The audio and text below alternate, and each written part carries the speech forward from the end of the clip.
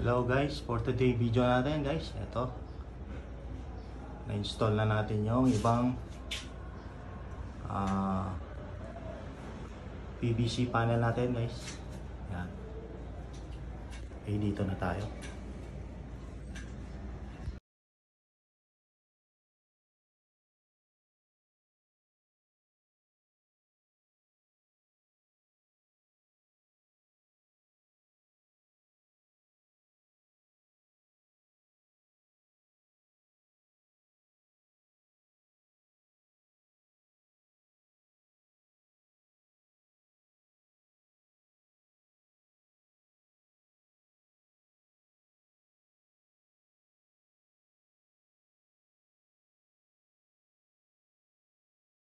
Yan, no?